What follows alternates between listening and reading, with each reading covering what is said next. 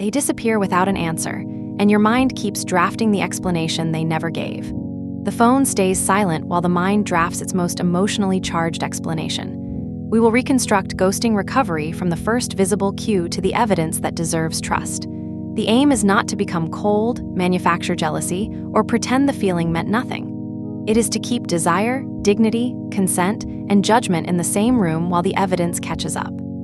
Start with a strict limit. Examine the specific behavior around ghosting recovery. Do not diagnose either person from a label. What happened more than once? What expectation had actually been discussed? What did each person do after tension appeared? One painful moment cannot rate your worth or reveal their hidden motives. Rewind to that first hour. Notice when the loop became visible. The cue may be a search for one final explanation, profile check, story view, or new connection that promises instant relief. Name the action before naming the emotion. Notice the phone unlock or profile search. Catch the drafted paragraph. Notice the urge to send another message. This movement happens before the full story hardens. Catch it early, and you gain a choice before the familiar reaction feels inevitable. Uncertainty can leave important questions unresolved. A charged moment may feel clarifying without settling the agreement. Compare that emotional spike with the whole week around it. Attraction can be genuine while the surrounding pattern remains incompatible with the relationship you want. Make 2 short columns. In the first, write only observable facts. What was said, which plan changed, what question went unanswered, or whether an apology named a specific action. In the second, write the prediction your mind added about intention, worth, or the future. Predictions may feel reasonable. They are not evidence. Ask what new behavior would genuinely change your conclusion. If no possible outcome could change it, you are defending a story rather than testing one. You may feel tempted to use another fragment of contact to reopen the full relationship story. Notice that impulse without treating it as proof. Never turn a pause into a dating tactic. Step away briefly, finish one ordinary task, and return when you can state what you want clearly.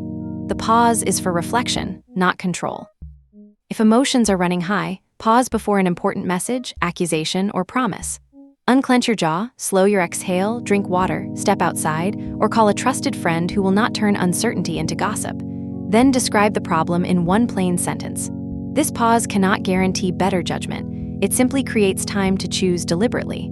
A warm response and a boundaried response can be the same response. Now grade the connection with direct communication, accountable repair, emotional availability, and whether moving forward becomes easier.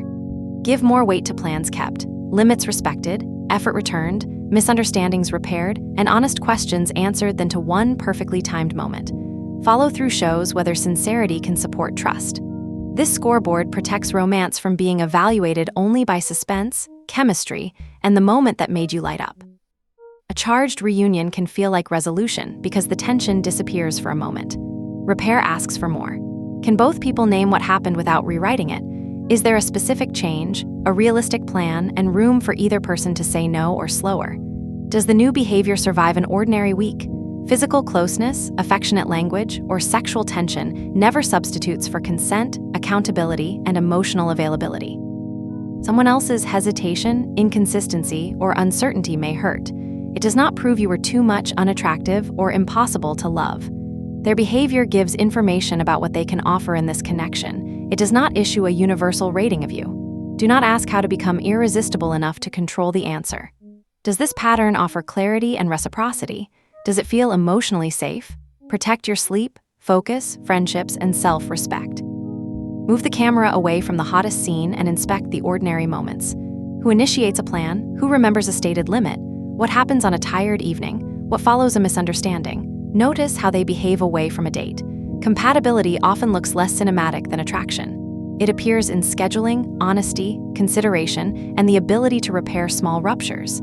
Does intensity appear only during crisis or reunion? That contrast offers useful information. Ask a question that leaves room for both people instead of presenting a psychological theory. Try, are you contacting me to repair and rebuild something specific, or only to reconnect for a moment? Ask at a calm time. Do not use a speech designed to produce the desired answer. Direct communication cannot guarantee mutual interest. It can replace hours of decoding. Both people gain shared information. A no, a vague answer, or a different intention may sting while still protecting you from an imaginary agreement. Listen to the words, the specificity, and the follow-through. A clear answer names what the person wants and can realistically do.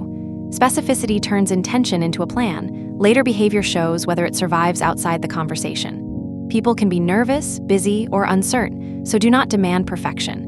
But repeated vagueness that keeps access open while responsibility stays absent is also an answer. Grade the pattern, not tone alone. A usable boundary sounds like this. I will not exchange ongoing emotional access for occasional online attention or unclear contact. It is not a threat, punishment, or trick for making someone chase. It states what access you will offer and what action you will take if the pattern continues. Keep it realistic on a lonely night. If it depends on the other person agreeing with your interpretation, it is still a negotiation. A boundary under your control protects time, attention, emotional energy, and physical autonomy. Use a personal observation window. This is not a validated test. Schedule one calm check-in, meet outside an intimate moment, compare current feelings with prior agreements. Keep work, sleep, movement, and friendships visible. Notice your urges without diagnosing them. Record direct behavior without diagnosing anyone. Review after one suitable timeframe. 1 week may fit some people. Another timeframe may fit better. Do not act unavailable, provoke jealousy, or use silence to control the outcome.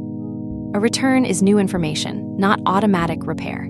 Ask what changed, what the person is proposing now, and whether it respects the boundary already stated. You can remain curious without reopening every level of access in one night. Warmth without accountability or a plan is a flattering feeling, not evidence of repair. Clear ownership plus sustained action deserves a slower test. Let trust rebuild gradually enough for reality to stay visible. One false move means you use another fragment of contact to reopen the full relationship story. The second performs indifference, posts for a reaction, or disappears first. Both reduce clean evidence. Respond honestly and calmly. Keep your routine, make one clear request, and allow the next actions to answer. Confidence is not winning a contest of who cares less. It is caring without surrendering consent, standards, or control of your choices. The healthier contrast is grief that can move forward without waiting for another person to deliver a perfect ending. It can still include longing, flirtation, nervous laughter, an intense kiss, and vulnerable conversation. The difference is that respect and consistency return after the spark. You spend less time decoding interest and more time learning whether values, pace, communication, and ordinary lives fit.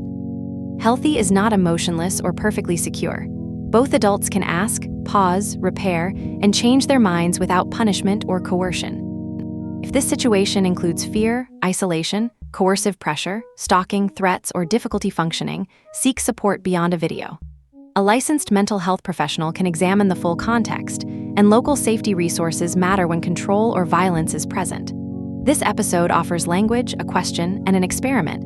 It cannot diagnose either person or decide whether a relationship is safe. Consent, physical safety, and well-being outrank the storyline. Here is the reset. Catch the first cue. Separate facts from predictions. Regulate before reacting. Ask one clean question, compare the answer with ordinary behavior, and keep your boundary. The goal is not to erase chemistry or become impossible to hurt.